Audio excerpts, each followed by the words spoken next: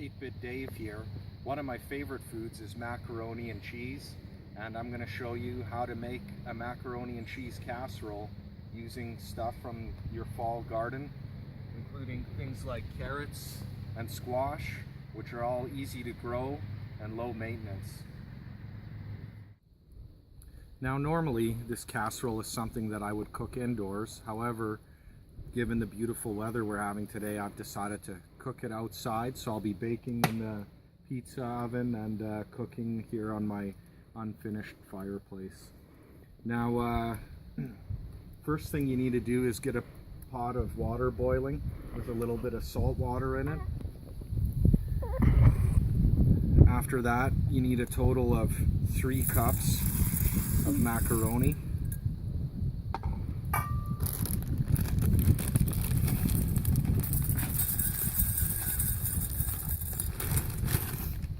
Give or take, if you make a little extra, you can always throw it in. Now, you're going to have to stir this occasionally, and while this is cooking, it'll give us opportunity to cut up our squash and carrots.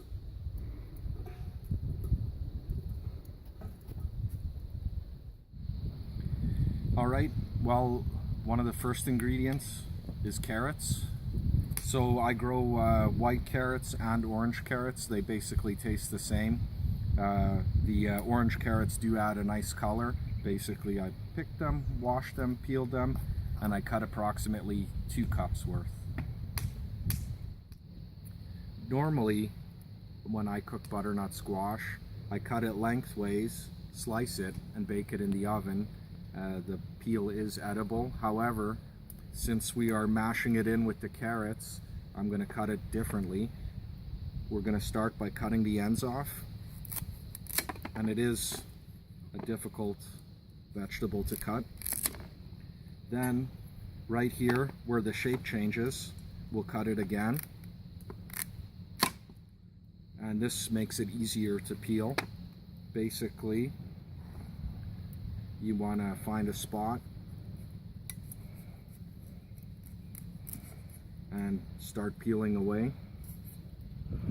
After peeling, next you need to remove all the seeds with a spoon, and then it's ready for cutting. I've decided to save this half, and I'll be making another recipe after using the rest of the butternut squash. Basically, we're going to cut it into small little chunks, approximately 2 cups worth.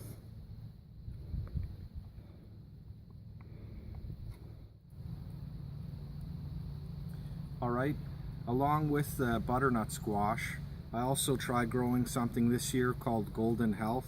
I mean, this recipe doesn't have to be butternut squash. You could throw in just about any kind you'd like. You can mix and match. The only thing is I would stay away from spaghetti squash or things of that nature, which have an extremely high water content. So, I've never had one of these before, and well, seems like it's really nice.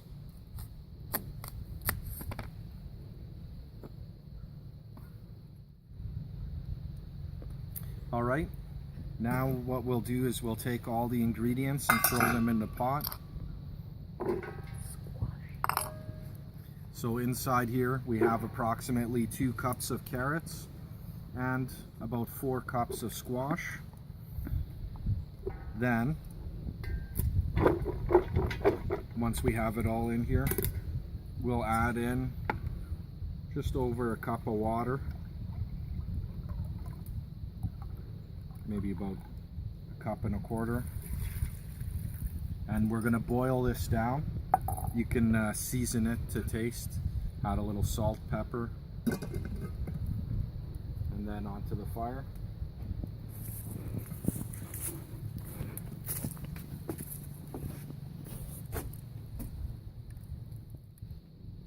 So once our squash and carrots have cooked down with the water, we need to mash them down.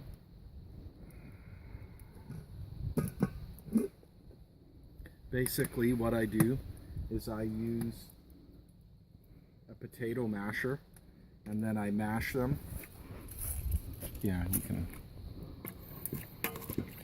till it's of a puree consistency.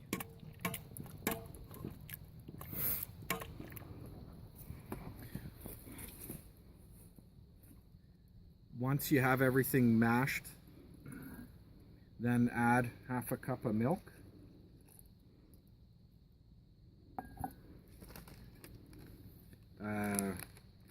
Approximately 3 cups of shredded cheese.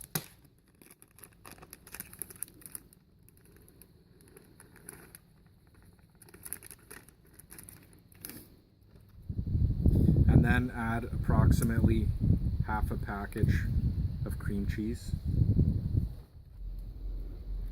Alright, so once you've mixed in all the cheese with the squash, next you'll throw in your strained macaroni. Okay, so once you have the macaroni in there, you want to add 2 eggs, and what this will do is help it stay together in the pan, and stir the cheese and macaroni along with the squash and carrots.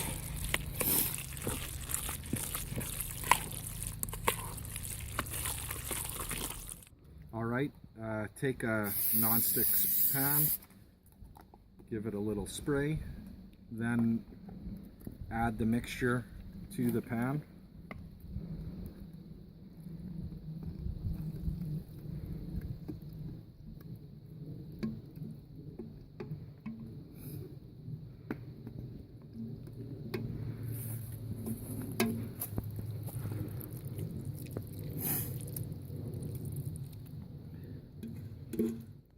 Now on top, I'm going to add a little more cheese.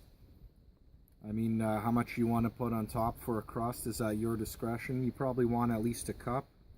I probably got about a cup and a half here.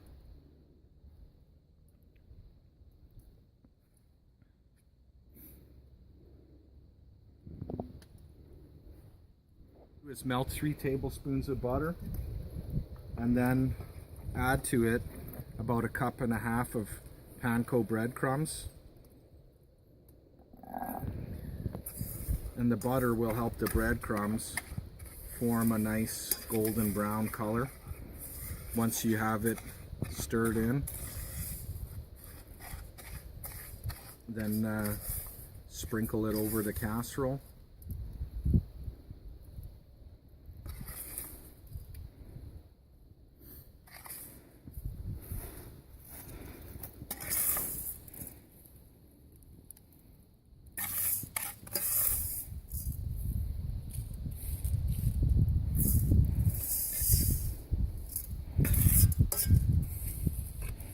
Now that you have the panko crumbs on there, slide it into your oven.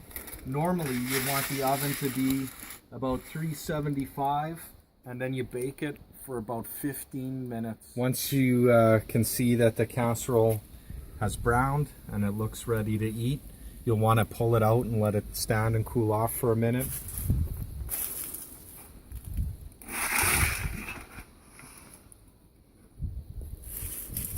After it's sat for a little bit,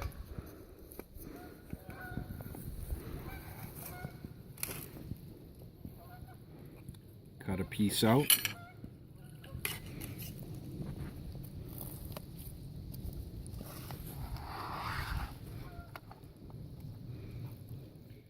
Thanks for watching. Honestly, this tastes great, and in my next video I'm going to show you what to do with some leftover squash. We're going to make a squash pizza. Thanks for watching.